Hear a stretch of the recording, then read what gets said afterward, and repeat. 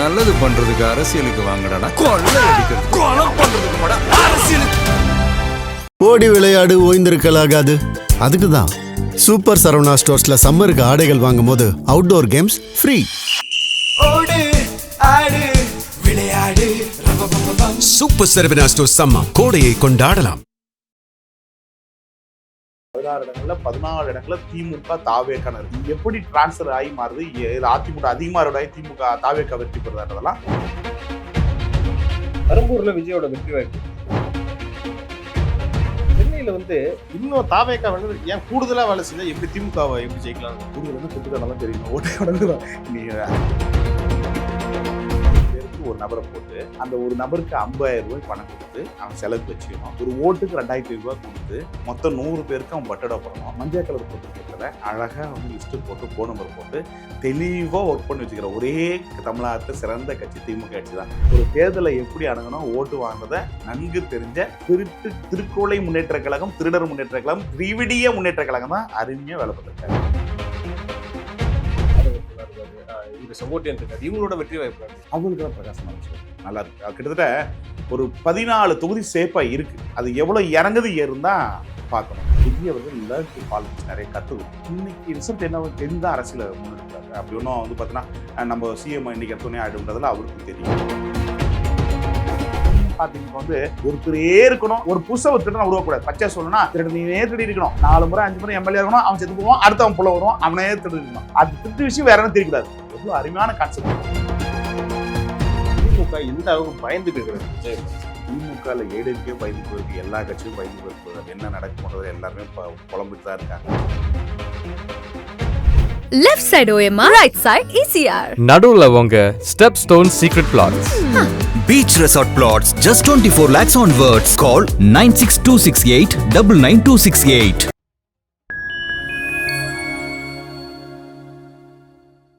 Fine time நேயர்களுக்கு வணக்கம். இன்று நம்மோடு இணைந்திருப்பவர் வழக்கறிஞரும் ஸ்ட்ராட்டஜிஸ்டுமான திரு ஐபிடிஎஸ் திருநாவுக்கரசு அவர்கள்.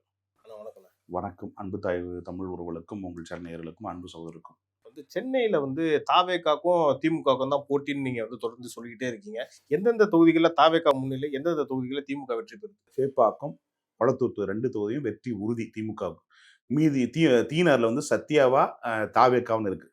எக்மோரு ராஜ்மோகனா தமிழ் பிரசனாவா இருக்கு. ஸோ மற்ற இடங்களில் எல்லாமே ராயபுரத்துல மும்முனை போட்டி கடுமையா இருக்கு. மீதி எல்லாமே இடங்களையும் 16 இடங்கள்ல 14 இடங்கள்ல திமுக தாவேக்கான இருக்கு. இது எப்படி டிரான்ஸ்பர் ஆகி மாறுது, அதிமுக அதிகமாக திமுக தாவேக்கா வெற்றி பெறுறதெல்லாம் வருகிற காலகட்டத்தில் தான் புரிய வரும் மொழிய. அக்யூரன்ஸியா இந்த தொகுதியில தான் திமுக ஜெயிக்குது, தாவேக்கா ஜெயிக்குது எஞ்சிய 14 தொகுதிகளையும் சொல்ல முடியாது, கணிக்க முடியாது. பெரம்பூர்ல விஜயோட வெற்றி வாய்ப்பு அருமையா இருக்கு. வெற்றி பெற வாய்ப்பு இருக்கு. வெற்றி பெற்றுவார். எப்படி சொல்றீங்க? ஏன்னா இளைஞர்கள் வச்சு திருச்சி கிழக்குல வெற்றி பெற மாட்டாரு. அங்க ஆர்டி சேகரை போட்ட தப்பு 3ஆவது முறை. அங்க பாத்தீங்கன்னா பெரம்பூர்ல தான் பெரம்பூர் தாங்க ஆர்டி சேகரை போட்ட திருச்சி கிழக்குன்னு சொல்றீங்க. இல்ல, அது திருச்சி கிழக்குல அங்க போட்டது போட்டிருக்காங்க. அவர் ஜெயிச்சுருவாரு, அது மாற்றம் இல்ல. ஆனா இதுல பெரம்பூரை பொறுத்தவரை ஆர்டி சேகரை மறுபடியும் 3ஆவது முறை கொடுத்துருக்க கூடாது. அது கொடுத்து பெரிய மைனஸ். ஏன் கொடுத்துருக்க கூடாது? திமுகவுக்கு மைனஸ். ஏன்னா தொடர்ந்து ஒரு ஆளே அடையாளப்படுத்திட்டு இருக்கிறது இது பண்ண மாட்டாங்க. சென்னையில அது பண்ண தப்பு பண்ணிட்டாங்க. அதுக்கடுத்து பாத்தீங்கன்னா திலகபாமா பாத்தீங்கன்னா அதிமுக போட்டிருக்காங்க. அதெல்லாம் அந்த இடத்த பொறுத்த திமுக தாவேக்கான இருக்கு. அப்படி தாவேக்கிற போது விஜய்க்கான ஒரு ஃப்ரேம் அதிகமா இருக்கு. அவருக்கான ஓட்டு வங்கி அங்க கரெக்டா இருக்கிறதுனால நிச்சயமா கிட்டத்தட்ட ஒரு 70,000-80,000 வாக்களை பெற்று ஒரு 10,000 ஓட்டு டிஃபரெண்ட்ல வெற்றி பெறக்கூடிய வாய்ப்பு விஜய்க்கு தான் நான் பாக்குறேன். இல்ல, விஜய் பெரம்பூர்ல போட்டியிடுறதுக்கான காரணமே கிறிஸ்தவர்கள் வாக்கு அதிகமா இருக்கு. இது மட்டும் தான் ஃபேக்டரா இல்ல ஓவரால் அந்த தொகுதியே ஓட்டுகள் இருக்கு? கிறிஸ்துவ சமுதாய ஓட்டுகளும் மாற்று சமுதாய ஓட்டுகளும் இருக்கு. அவருக்கு அந்த இடம் பிளஸ்ஸா இருக்கு. கட்டாயம் ஜெயிச்சுருவார் பெரம்பூர்ல, அதை எந்த மாற்றம்ல சட்டமன்றத்துக்கு போவாரு. ஆனா திருச்சியில கஷ்டம். திருச்சி கிழக்கு அங்க என்னன்னா இருதயராஜ் மிகப்பெரிய பணக்காரர். யதார்த்தமா பேசுவோம். பல ஆயிரம் கோடிகளுக்கு அதிபதி.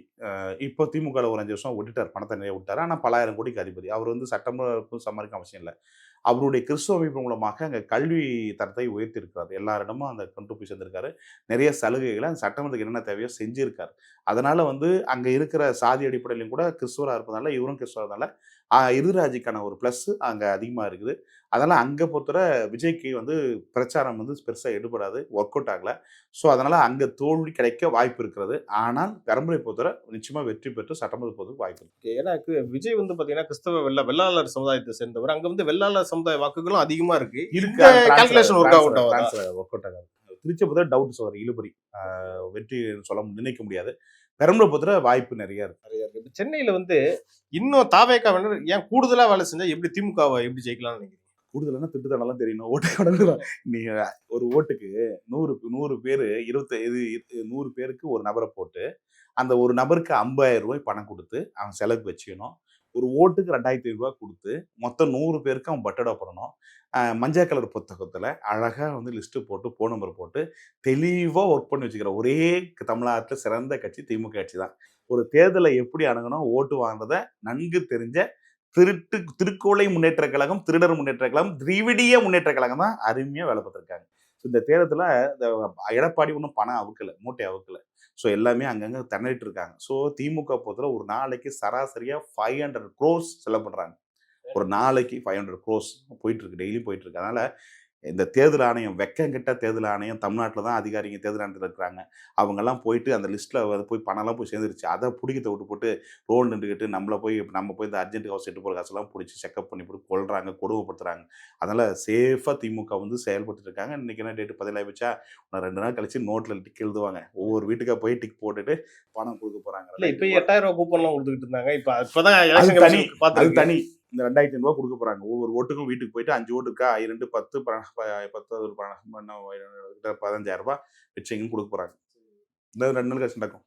இல்லை நீங்க சொல்றீங்கல்ல, இப்போ இளைஞர்கள் மத்தியிலும் இல்லை வயதானவர்கள் மத்தியிலும் விஜய்க்கு ஒரு செல்வாக்கு இருக்குன்றீங்களே, அது எந்த வகையில பார்த்தீங்க? குறைஞ்சபட்சம் கரெக்டாக வரும்னா என்னுடைய பார்வையும் என்னுடைய யுகம் கரெக்டாக இருக்குன்னு சொன்னால் 1,40,00,000 ஓட்டுகள் விஜய்க்கு வாய்ப்பு தான் நான் பார்க்குறேன். ரொம்ப ஃபர்ஸ்ட் எலெக்ஷன்லேயே இவ்வளோ வாக்கு வாங்குறது இருக்கு சார். அது எவ்வளோ ஏறுது இறங்குது. இறங்குனா யாருக்கு ப்ளஸ் மைனஸ்? என்னை போன்ற ஒரு அரசியல் ஆலோசகராக, ஒரு ஆய்வாளராக என்னை போன்ற ஆட்கள் உன்னிப்பாக நான் பார்க்க வேண்டியது என்னன்னா, இந்த ஓட்டு எவ்வளோ ஏறுது இறங்குது. இதுதான் எங்களுக்கான ஸ்டடி. இந்த தேர்தலை பொறுத்த புதுமை 97லேருந்து இந்த அரசியலை உன்னிப்பாக கவனிச்சுட்டு இருக்கேன். அது இல்லாமல் அரசியல் ஆய்வாளராக இருக்குன்னு சொன்னால் சராசரியாக இந்த திமுக நான் ஏன் திட்டுறேன்னா, திமுகவில் பள்ளிக்கூடத்தில் 97ல் மாணவர் ஆரம்பிச்சேன். கிளைக்கழக செயலாளராக திமுக புகைப்படம்லாம் பார்த்துருக்கேன். அதுக்கடுத்து வந்து பார்த்தீங்கன்னா மாநில லெவலில் ஒரு தனி அமைப்பு ஸ்டாலினை எடுத்து கட்சிக்குள்ளேயே மாநில லெவல் நடத்துறேன். ஸ்டாலினை பிடிக்காது, கட்சிக்குள்ளேயே நடத்தினவன். அது கலைஞர் தமிழ் பறவைன்னு. அதுக்கடுத்து திமுக தலைமைகளுக்கு வழக்கறிஞராக நான் பணியாற்றினவன். சுப்ரீம் கோர்ட்லையும் வழக்கறிஞர் இருந்தவன். அரசியல் ஆய்வாளர் தனி. இதெல்லாம் பயிற்சி எடுத்த பிறகுதான் அரசியல் ஆலோசகராக இருந்துட்டு இருக்கேன். சும்மா ஒன்றும் நான் வந்து உட்காந்துட்டு வரல. எல்லா விஷயங்களையும் ஸ்டடி பண்ணிட்டு தான் ஒரு மனுஷனாக உட்காந்துட்டு இருக்கோம். அப்படி பார்க்குற போது இவர்கள் இந்த தேர்தலை அருமையாக அணுகியிருக்கான்னு நான் பார்க்குறேன். இல்லை அப்புறம் தாவேக்கால இருக்கக்கூடிய முன்னணி தலைவர்கள்னு பார்த்தீங்கன்னா ஆதவர்ஜனா இருக்காரு, இவர் செங்கோட்டையன் இருக்காரு. இவங்களோட வெற்றி வாய்ப்பு அவங்களுக்கெல்லாம் பிரகாசமாக இருக்கு சார். நல்லா இருக்கு. கிட்டத்தட்ட ஒரு 14 தொகுதி சேஃபா இருக்கு. அது எவ்வளவு இறங்குது ஏறுந்தா பார்க்கணும். ஒரு 14 தொகுதி சேஃபா இருக்கு. கோபிச்செட்டிப்பாளையத்துல செங்கோட்டையன் ஜெயிக்க வாய்ப்பு இருக்கு. நல்லா ஒர்க் பண்ணியிருக்காங்க. அங்கே நல்ல ஓட்டு ட்ரான்ஸ்ஃபர் நல்லா ஆக வாய்ப்பு இருக்கு. அதெல்லாம் அங்கே கோபிச்செட்டிப்பாளையம் நல்ல சான்ஸ் இருக்கு. ஆதவர்ஜனாவுக்கும் நல்ல ஓட்டு ட்ரான்ஸ்ஃபர் ஆகுது. நல்லா டெய்லியும் வீடு போய் நல்லா ஒர்க் பண்ணிட்டு இருக்காரு. இன்னும் சில வைட்டமின் மட்டும் கரெக்டாக கொடுத்தாருன்னா கொடுக்கக்கூடிய தகுதி படைச்சவர் கொடுத்துருவான்னு நினைக்கிறேன். அதெல்லாம் ஒழுங்காக வந்துச்சுன்னா நிச்சயமா சென்னையில் வந்து ஒரு 6 தொகுதி தாவேக்கு நல்லா இருக்கு. எக்மூரில் கட்டாயம் ராஜ்மோகன் ஜெயிக்கணும். இதுக்கு மேலே இப்போ ஆனால் வந்து என்ன செய்யலாம், தமிழன் பிரசன்னா வந்து பெரியார் திடலில் வந்து சுய குழுக்களை பெண்களை கூப்பிட்டு அங்கே வந்து ஆண்கள்கிட்ட பணம் கொடுத்தா போய் சேர்ந்துக்க சுய குழுக்களிடம் பெண்களிடம் பணம் கொடுத்து அழகா பட்டோட்டா வேலையும் நடக்குது. ஸோ இந்த வேலையும் பண்ணியிருக்காங்க. இதெல்லாம் எதிர்கொண்டு வெற்றி பெறும். இதெல்லாம் வந்து தாவேக்கா வந்து உள்ள பூந்து இந்த ஒரு விஷயம்லாம் நடக்குது அப்படின்னு சொல்லி மக்கள்கிட்ட எடுத்து காட்டுறாங்களா? இல்லை இன்னும் அதில் கொஞ்சம் சுணக்கம் இருக்கும்? காட்ட தேவையில்லை. இதெல்லாம் கடந்து வரணும். இதெல்லாம் கடந்து வரதான் தேர்தல் அரசியல். இதெல்லாம் கடந்து வெற்றி எவ்வளோ பெறுற அதுதான் முக்கியம். அதுக்கு வந்து நிறையா ஸ்டடிஸ் இன்னும் நம்ம வளரணும். இன்னும் நிறைய படிக்கணும், நிறைய வளரணும்.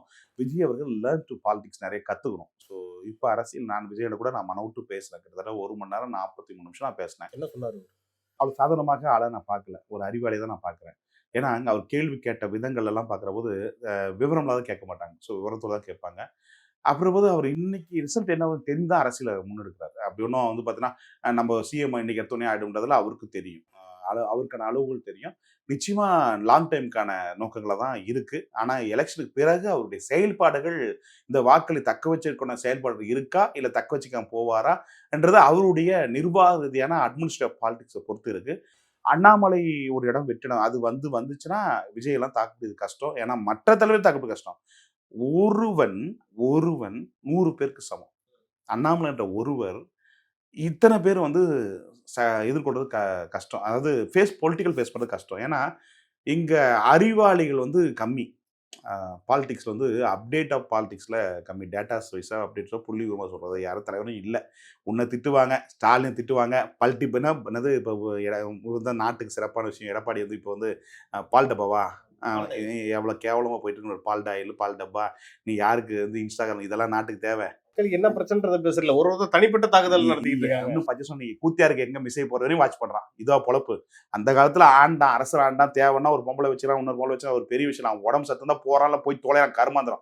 நீ 7 கோடி மக்கள் வாழ்றான், மக்கள் வாழ்த்துக்கு என்ன செய்ய போற, ஏது பண்ண போற, இந்த 2026 கடனை என்ன அடைக்க போற, இலவசம் கொடுக்காத என்ன செய்ய போற, வேலை வாய்ப்பு இல்லாம இருக்கு, கஞ்சா இருக்கு, போதை இருக்கு, குக்கைன் இருக்கு, எல்லா கருமாந்திரம் இருக்கு, அதை ஒழிக்கிட்டு என்ன செய்ய போற, புதிய புரட்சி என்ன செய்ய போற. இன்னைக்கு முதுகுலத்துல பாரு, நாளைக்கு சாகிற மாதிரி ஒரு கேண்டிடேட். இது தேவையா? மூஞ்ச பாருங்க, வேட்புல மோத்த பாருங்க, நாளைக்கே செத்து போவான், புட்டு போவான். அந்த மாதிரி கேண்டிடேட் கேவலப்படுத்துனாங்க அரசியல, கொச்சப்படுத்துற. என்னங்க அமைச்சர் பாடி, நாளைக்கு போற பாடி மாதிரி இருக்கு, இந்த வசராஜ் எம்பிபிஎஸ் மாதிரி அது பாடி மாதிரி இருக்குது. தேவையா? நல்லதானங்க இருக்கு. எதுங்க ராஜகண்ணப்ப நல்லா தானே இருக்காரு, நல்ல கேண்டிடேட். ஏடிஎம்கே கேண்டிடேட் போய் பாருங்க, நாளைக்கு போற புட்டகேஸ் வந்து கேண்டிடேட் போட்டிருக்காங்க. கேவலமா இருக்குது. இதெல்லாம் வந்து அரசியல சொல்ற இவங்க அப்படியே திணிக்கிறாங்க.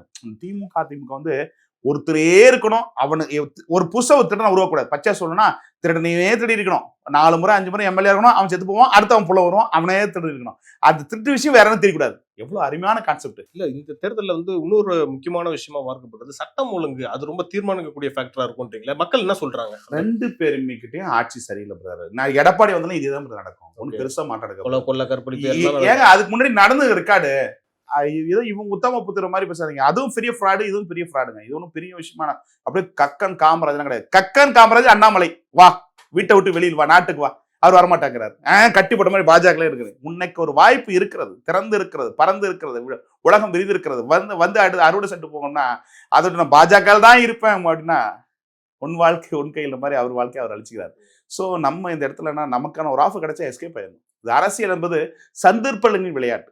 எவர் ஒரு காலம் நமக்கு காத்திருக்காது ஒரு தலைவனுக்கு. நம்ம தான் அந்த காலத்துல வந்து தலைவன் ஆகிக்கணும். ஸோ இவ்வளோ பெரிய கேப்பு விஜய்ன்ற ஒரு ஆஃபர் கிடைச்சி இவர் அண்ணாமலை தேய்பிரியா போயிட்டு நினைச்சு உள்ளபடியே ஒரு மாற்றுறதுக்கான தலைவர் தன்னை வந்து வருத்திட்டு ஒரு எடப்பாடிக்கான இம்பாக்ட் ஒரு கட்சி விசுவாசத்துக்காக உழைக்கிறாரு கண்டு நான் உண்மை உள்ளபடியே வருத்தப்படுறேன். ஏன்னா இந்த நொடி வர அந்த தலைவர் பதவி போன பிறகு கூட இவரால் தான் தலைவர் பதவி போச்சு, இவரால் தான் இருந்தா கூட இன்னைக்கு வரையும் அந்த ஹானஸ்ட் ஆஃப் தி பாலிடிக்ஸ்.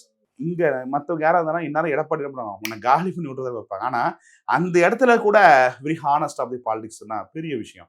அப்படியேப்பட்ட மனுஷன் வெளியே வா, உனக்கா ஒரு கூட்டம் வருது, மாற்றத்தை கொடு, அரசியல் பண்ணு, சிஎம் ஆகு.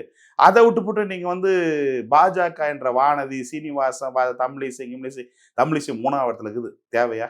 தமிழிசை ஆகட்டும் மற்ற வானதி பாரு தான் நல்லதே நினைக்கிறோம். கேடுவான்னு கேடு நிற்பான். விஷம் தலையில இருந்து கீழே பாதையும் வானதிக்கு விஷம். அதனால ஹாஸ்பிட்டல்ல போய் படுத்துக்குச்சு. நல்ல எண்ணம் அவங்கள பத்தி நம்ம விமர்சிக்க வேணாம், உடம்பு சரியில்லை அவங்களுக்கு. நல்ல எண்ணம் வேணும் பிரதர். அது நல்ல பாட்டு சொல்றாரு. அது மாதிரி நல்ல எண்ணம் அது மாதிரி நல்ல எண்ணம் வேணும்.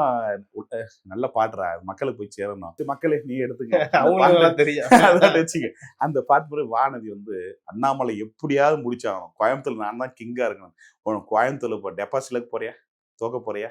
நீ நல்லதே நினைச்சிருந்தா நல்லதே நினைக்கும். நல்லது விதைத்தாய் நல்லது வேற விடாகும். வினையார்த்தோ வினையா இருப்பான். இன்னைக்கு வினையா எடுத்துக்கிட்டேன். அதே மாதிரி இருக்கிற கேடி ராகவன் வந்து ஒட்டுமொத்த பேரும் சாத்தூர்ல நீ போய் நின்றுருக்கிய 90,000 ஓட்டுக்களை நம்பி சாத்தூர்ல போய் இறங்கினேன். உனக்கு அங்க ஒரு ஆப்பு வந்துருச்சா? இசைக்கு சுப்பையான ஒரு ஆளு அந்த சும்மா வடிவில் மாதிரியே சாவுக்கு நல்லது கெட்டுக்கலாம் மனுஷன் போவான். கூப்பிடலாம் கூட இந்த வீட்டுல இந்த தெருவில் சாவுன்னா ஓடி போய் நிற்பான் மனுஷன். அப்படியேப்பட்ட ஆளு வச்சாங்களா செக்கு, காலேஜ் ஓனர் வர வச்சாங்களா செக்கு 25,000 ஓட்டு 30,000 ஓட்டு அறுவடை பண்ண போறேன்னா அங்க நீ தோக்க போறியா? 27 தொகுதியில போஜன் வந்து ஊட்டியில ஜெயிக்க வாய்ப்பு இருக்கு. மொடக்குறிச்சியில அந்த பிள்ளைக்கு வந்து ஏடிஎம்கே உள்ளடி உள்ள பார்க்கலன்னா மொடக்குறிச்சினா அந்த லேடி கவிதாயினியா கிருத்திகா இந்த 2 தொகுதி சாதகமா இருக்கு சோதரர். மீது எல்லா இடத்துலயும் அசிங்கப்பட்டு தோப்பாங்க. விஜய் வருகையால இப்ப நீங்க சொல்றீங்க யார போய் 25-28% கன்ஃபார்ம் பண்றீங்களா? திமுக எந்த அளவுக்கு பயந்து போயிருக்கிறது விஜய்? திமுக ஏடிஎம்கே பயந்து போயிருக்கு, எல்லா கட்சியும் பயந்து போயிருக்கு. என்ன நடக்கும்ன்றது எல்லாருமே புலம்பிட்டு தான் இருக்காங்க. ரிசல்ட் வந்த பிறகுதான் ஒரு தெளிவு பிறக்கும். இந்த அரசியலே இந்த எலெக்ஷனுக்கு பிறகுதான் வந்து புதுசா ஒரு ஸ்டோரி போடுவாங்க. அதுக்கு வரையும் இந்த எலெக்ஷனை பொறுத்தவரை எல்லாருமே வந்து மடியில் கணத்தோடு தான் இருக்காங்க. நம்ம ஓட்டு எவ்வளோ போகுது, அவன் ஓட்டு எவ்வளோ போகுது அப்படின்றதெல்லாம் இருக்காங்க. சில பக்கத்து வீட்டில் இருந்து உங்கள் வீட்டில் எவ்வளோ தின்னா, என் வீட்டில் எவ்வளோ தின்னா, இப்போ அதுதான் வாட்ச் பண்ணுறாங்க. என்றது எவ்வளோ போகுது, ஒன்றது எவ்வளோ போகுது, இங்கே நம்ம தப்பிக்கிறோமா பிழைக்கிறோமா. அது மாதிரி தான் இருக்கு. வெளியே வந்து வடிவேல் மாதிரி அடிச்சாலும் அப்படி கரப்படாத கை நினைக்கிறேன். எல்லாம் ஏமாத்திருக்காங்க. எல்லா தலைவர்களுக்கும் கெட்டதான் ஸ்டார்ட் ஆயிடுச்சு. ஓகே ஓகே ஓகேண்ணா. நிறைய விஷயம் பேசணும் எலெக்ஷன் பத்தி. ரிசல்ட் வந்ததுக்கு அப்புறம் இதை பத்தி நம்ம இன்னும் டீட்டெயிலாக பேசணும்னா நன்றி. திமுக வந்துடும். ரொம்ப நன்றி.